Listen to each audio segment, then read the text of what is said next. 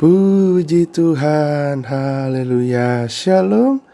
Kawan-kawan dikasihi Tuhan Yesus, kita kembali akan datang kepada Tuhan Yesus.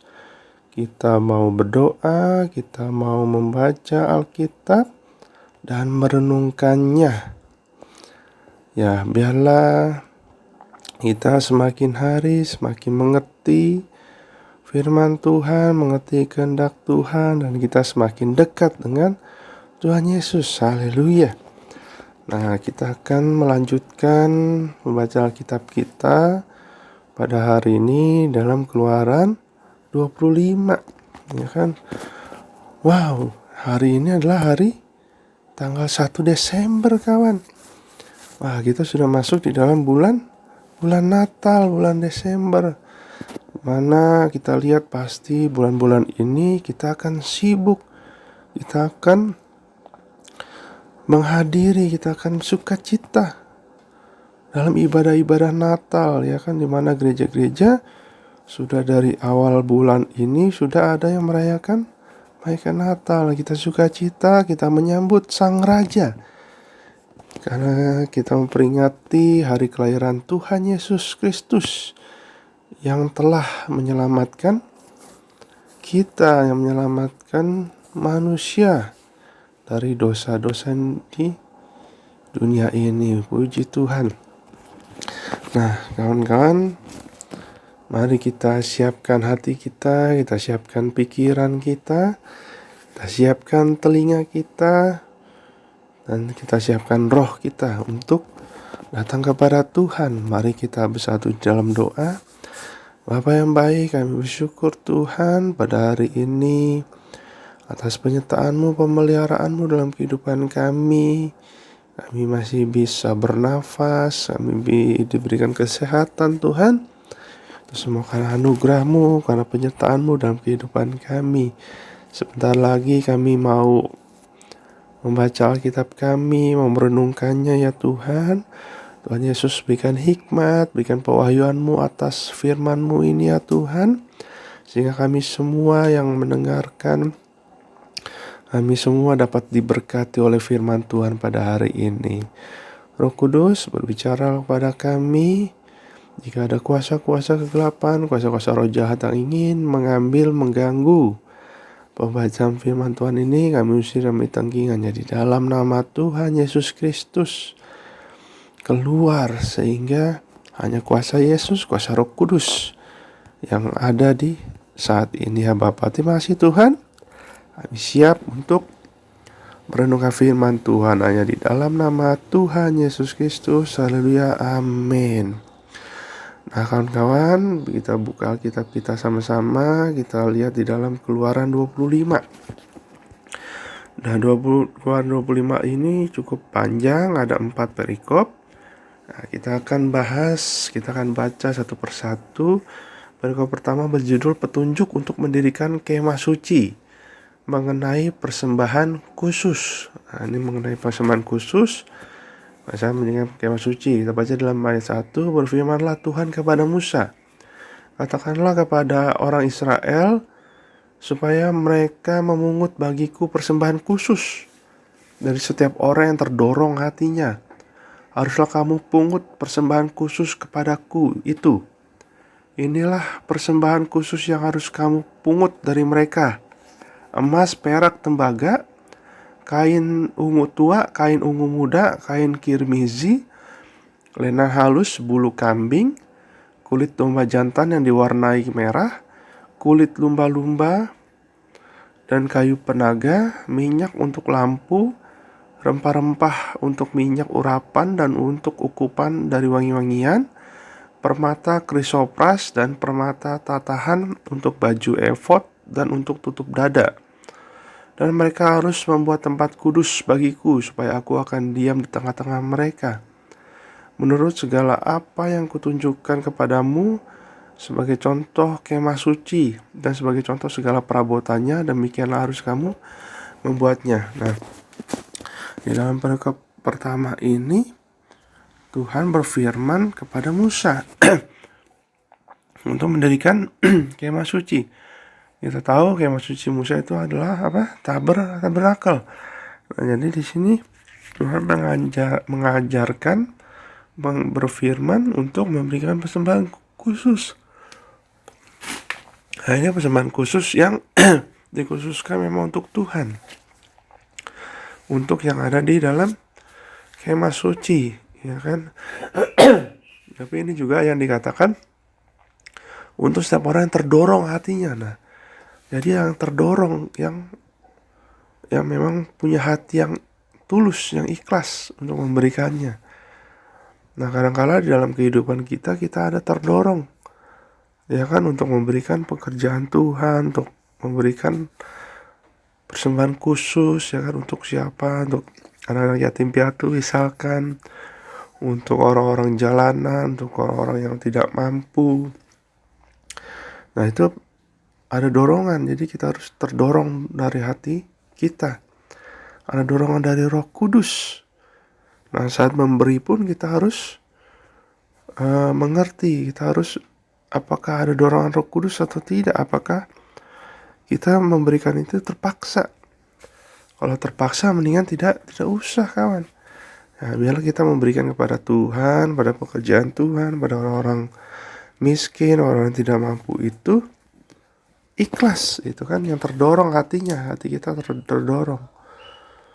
Nah, waktu itu memang saat itu persembahan khusus itu apa? Banyak ya, ini sudah dijelaskan: emas, perak, tembaga, kain ungu tua, kain ungu muda, kain kemizil, dan halus bulu kambing, dan lain-lain. Nah, kita pun bisa memberikan apapun, bukan hanya uang. Mungkin kalau zaman sekarang bisa memberikan pakaian, ya kan, buku-buku sekolah, memberikan apapun, makanan yang dibutuhkan oleh orang-orang yang membutuhkan. Nah, kita lanjut di dalam backup kedua mengenai tabut perjanjian, ayat 10. Haruslah mereka membuat tabut dari kayu penaga, 2,5 hasta panjangnya, 1,5 hasta lebarnya, dan 1,5 hasta tingginya. Haruslah engkau menyalutnya dengan emas murni, dari dalam dan dari luar engkau harus menyalutnya. Dan di atasnya harus kau buat bingkai emas sekelilingnya. Haruslah engkau menuang 4 gelang emas untuk tabut itu, dan pasanglah gelang itu pada keempat penjurunya, yaitu 2 gelang pada rusuknya yang satu, dan 2 gelang pada rusuknya yang kedua. Engkau harus membuat kayu pengusung dari kayu penaga, dan menyalutnya dengan emas. Haruslah engkau memasukkan kayu pengusung itu ke dalam gelang yang ada pada rusuk tabut itu, supaya dengan itu tabut dapat diangkut. Kayu pengusung itu haruslah tetap tinggal dalam gelang itu, tidak boleh dicabut dari dalamnya. Dalam tabut itu haruslah kau taruh loh hukum yang akan kuberikan kepadamu. Juga engkau harus membuat tutup pendamaian dari emas murni, 2,5 hasta panjangnya dan 1,5 hasta lebarnya. Dan haruslah kau buat 2 kerub dari emas. Kau buatlah itu dari emas tempaan pada kedua ujung tutup pendamaian itu. Buatlah 1 kerub pada ujung sebelah sini dan 1 kerub pada ujung sebelah kanan, sebelah sana. Seiras dengan tutup pendamaian itu, kamu buatlah kerub itu di atas kedua ujungnya. Kerub-kerub itu harus mengembangkan kedua sayapnya ke atas, sedang sayap-sayapnya menudungi tutup pendamaian itu dan mukanya menghadap kepada masing-masing. Pada tutup pendamaian itu harus menghadap muka kerub-kerub itu. Haruslah kau letakkan tutup pendamaian itu di atas tabut, dan dalam tabut itu engkau harus menaruh loh hukum yang akan kuberikan kepadamu. Dan di sanalah aku akan bertemu dengan engkau, dan dari atas tutup pendamaian itu, dari antara kedua kerub yang di atas tabut hukum itu, aku akan berbicara dengan engkau tentang segala sesuatu yang akan kuperintahkan kepadamu untuk disampaikan kepada orang Israel. Nah, apa sih fungsi kemah suci tabernakel Musa ini? Ya, ini tujuannya adalah untuk ada Tuhan ingin berbicara, ada hadirat Tuhan di situ, ya kan, supaya Musa bisa berbicara dengan Tuhan di dalam kemah suci tabernakel. Nah, itu saat itu memang tidak semua orang bisa mendengar Tuhan, bisa bertemu dengan Tuhan, bisa bertemu dengan Tuhan langsung berfirman gitu ya kan. Dia hanya melalui imam-imam besar, melalui hamba-hamba Tuhan, nabi-nabi besar. Nah saat itu ada Musa. Musa akan berbicara dengan Tuhan dan akan disampaikan kepada orang Israel. Nah mengenai tabut perjanjian ini adalah tempat di mana Allah bertemu dengan umatnya, kawan. Ya kan? Nah, tabut perjanjian ini juga merupakan tanda kehadiran Allah di antara umat Israel. Makanya sangat penting waktu itu tabut perjanjian bagi orang Israel. Ya kan? Karena itu lambang kehadiran Allah, kehadiran Tuhan. Memang saat ini ketika Yesus sudah hadir dan mati di kayu salib, nah tabut perjanjian ini tidak diperlukan lagi karena Yesus Tuhan ada di mana-mana. Yesus berkenan karena ini adalah masa anugerah. Yesus berkenan kepada orang yang percaya kepadanya, bisa bertemu langsung dalam doa, dalam firman Allah, ya kan? Tapi saat itu tidak bisa. Maka dibuatlah kemah suci tabernakel. Nah, di dalamnya itu ada ruang suci, ruang kudus, dan ruang maha kudus. Nah, tabut perjanjian ini ada di ruang maha kudus, kawan. Jadi dia terbuat dari kayu penaga, harus disalut dengan emas. Emas murni. Wah. Jadi gak main-main, rancangan Tuhan dalam hidup kita juga harus seperti emas. Ada tutup pendamaian, ada dihiasi dengan ukiran kerub. Kerub itu suatu jenis malaikat. Nah itu juga harus dari emas murni. Ada pengusungnya, jadi bisa dibawa kemana-mana, ya kan. Nah di dalam tabut itu harus ditempatkan apa? 2 loh batu yang berisi 10 perintah Allah, gulungan kitab Taurat, 1 buli-buli emas berisi mana, dan tongkat Harun. Itulah isi tabut perjanjian. Karena di situ Allah ada, di situ ada hadirat Allah. Allah berfirman kepada Musa. Nah, yang bisa masuk ke dalam ruang maha kudus hanya imam besar. Dan imam besar itu juga harus suci, tidak boleh ada dosa. Karena jika ada dosa, imam itu akan mati. Karena itu memang ada hadirat Tuhan di dalam. Gak bisa sembarangan. Maka saat ini kita bersyukur karena Yesus sudah turun mati, akhirnya kita bisa menikmati Tuhan, menikmati hadirat Tuhan tanpa adanya kemah suci, ya kan. Dimanapun kita bisa rasakan Tuhan. Perikop selanjutnya mengenai meja roti sajian. Ayat 23 lagi, haruslah engkau membuat meja dari kayu penaga, 2 hasta panjangnya, 1 hasta lebarnya, dan 1,5 hasta tingginya. Haruslah engkau menyalutnya dengan emas murni dan membuat bingkai emas sekelilingnya. Haruslah engkau membuat sekelilingnya jalur pinggir yang setapak tangan lebarnya, dan kau buatlah bingkai emas sekeliling jalur pinggirnya itu. Haruslah engkau membuat untuk meja itu 4 gelang emas, dan kau pasanglah gelang-gelang itu di keempat penjurunya, pada keempat kakinya.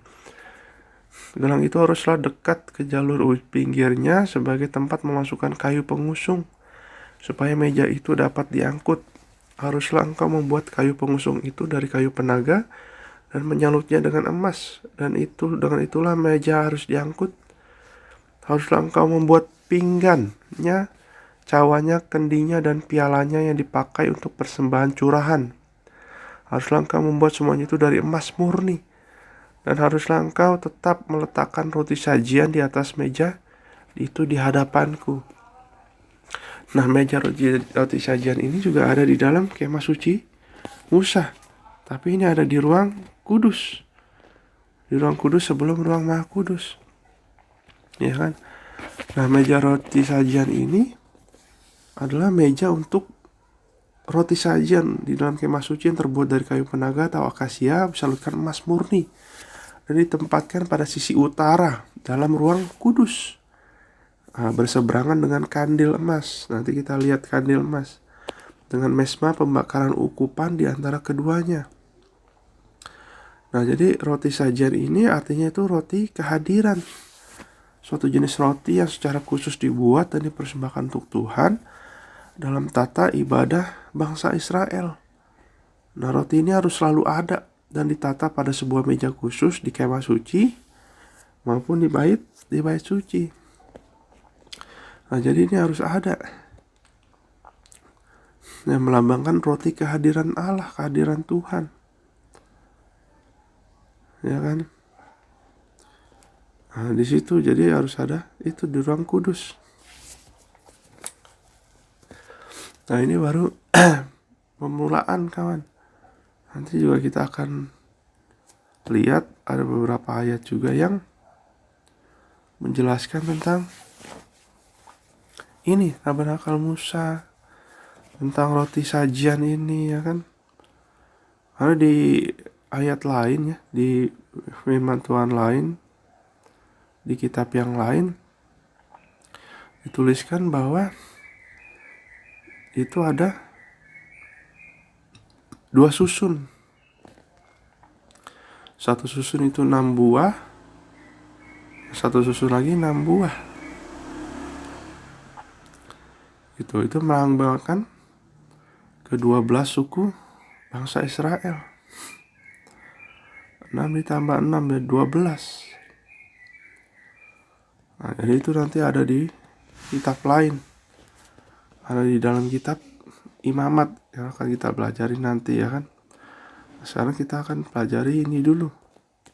Biarlah kita melihat ada tabernakel Musa. Nah, selanjutnya kita lihat di dalam perikop yang selanjutnya mengenai kandil. Ayat 31, haruslah engkau membuat kandil dari emas murni, dari emas tempaan harus kandil itu dibuat. Baik kakinya, baik batangnya, kelopaknya, dengan tombolnya dan kembangnya. Haruslah seiras dengan kandil itu. 6 cabang harus timbul dari sisinya, 3 cabang kandil itu dari sisi yang satu, dan 3 cabang dari sisi yang lain. 3 kelopak yang berupa bunga badam pada cabang yang satu dengan tombol dan kembangnya, dan 3 kelopak yang serupa pada cabang yang lain dengan tombol dan kembangnya. Demikianlah juga kau buat ke-6 cabang yang timbul dari kandil itu. Pada kandil itu sendiri harus ada 4 kelopak berupa bunga badam dengan tombolnya dan kembangnya. Juga harus ada 1 tombol di bawah sepasang cabang yang pertama yang timbul dari kandil itu, dan 1 tombol di bawah yang kedua, dan 1 tombol di bawah yang ketiga. Demikianlah juga kau buat ke-6 cabang yang timbul dari kandil itu. Tombol dan cabang itu harus timbul dari kandil itu, dan semuanya itu haruslah dibuat dari sepotong emas tempaan yang murni. Haruslah kau buat pada kandil itu 7 lampu, dan lampu-lampu itu haruslah dipasang di atas kandil itu sehingga diterangi dengan yang di depannya. Sepitnya dan penadahnya haruslah dari emas murni. Dari 1 talenta emas murni haruslah dibuat kandil itu dengan segala perkakasnya itu. Dan ingatlah bahwa engkau membuat semuanya itu menurut contoh yang telah ditunjukkan kepadamu di atas gunung itu. Nah, jadi juga ada kandil. Kandil ini juga harus dari emas, ya kan. Jadi memang semua yang ada di dalam kemah suci, semua tabernakel ini harus dari emas murni. Emasnya emas murni, ya kan kawan. Bukan emas yang biasa, tapi emas murni. Karena emas murni itu harus ada, karena emas murni itu mahal. Emas murni itu kuat ditahan api, dia teruji oleh api, ya kan. Nah, kandil emas itu bisa juga dibilang kaki dian emas. Kalau dalam bahasa Ibrani-nya itu adalah menorah, ya kan. Nah, itu artinya kandil atau kaki dian. Nah, kaki dian itu apa? Kain kaki pelita. Ada lampu-lampunya gitu, ya kan. 7 lampu. Dan dalam rangka pembangunan kemah suci, Allah memerintahkan untuk membuat sebuah menorah, sebuah kandil, sebuah kaki dian emas. Ya kan, harus kaki dian emas. Nah, dari batang tiang utama itu menyangga pegangan pelita muncul 3 pasang cabang yang arah berlawanan, yang pada ujung-ujungnya ada pegangan pelita berbentuk bunga. Nah, jadi ada berbentuk bunga. Menorah ini, kaki dian ini, kandil ini terbuat dari emas murni seberat 1 talenta. Itu kurang lebih 150 kg. Wow, berat juga ya kan. Nah, terdiri atas alas kaki, batang, 6 cabang, masing-masing 3 sebelah menyebelah, dan 7 buah pelita. Batang dan cabang dilengkapi dengan kelopak, tombol, dan kembang. Nah, ukurannya memang tidak ditulis di dalam Alkitab. Tapi kita belajar bahwa kandil ini, kaki dian emas ini, adalah lampu. Ada lampunya kan, ada pelitanya. Jadi seperti firman Tuhan yang katakan, firman Tuhan adalah firman-Mu pelita bagi kakiku. Jadi kandil ini, kaki dian emas ini menggambarkan firman Tuhan, menggambarkan kehidupan kita juga harus jadi pelita, harus jadi terang dalam kehidupan kita. Dan ini sangat penting. Biarlah hidup kita jadi terang, jadi pelita. Kita mengingatkan kepada firman Tuhan. Nah, kandil ini juga ada di ruang kudus, kawan. Kaki dian ini ada di ruang kudus bersama meja roti sajian. Nah, jadi ini sangat penting untuk kita pelajari, ya kan. Jadi ada 7 lampu. Lampu-lampu itu harus dipasang di atas kandil itu, sehingga diterangi yang di depannya. Jadi biar kita hidup menjadi terang, menjadi saksi Kristus, sehingga hidup kita selalu menerangi di sekitar kita. Menerangi tentang apa? Firman Tuhan, kemuliaan Allah, kasih Kristus, damai sejahtera dalam kehidupan kita. Nah, haleluya. Kita ingat di dalam kemah suci ada pelataran, ada ruang kudus dan ruang maha kudus. Nanti kita akan terus belajar lebih lanjut lagi, ya kan. Nah, kawan, mari kita bersatu dalam doa. Bapak yang baik, kami bersyukur Tuhan pada firman Tuhan pada hari ini, ya Bapak. Biarlah kami terus belajar, ya Tuhan, tentang firman-Mu, ya Bapak. Kami belajar tentang kemah suci Musa, ya Tuhan. Dan ini memang baru awalnya, begitu banyak hal-hal yang kami bisa pelajari lebih lanjut, ya Tuhan. Biar Engkau berikan hikmat buat kami, biar Engkau selalu menyertai kami, ya Tuhan.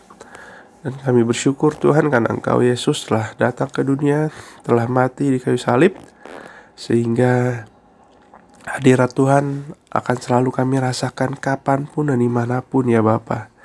Jika Engkau berkenan untuk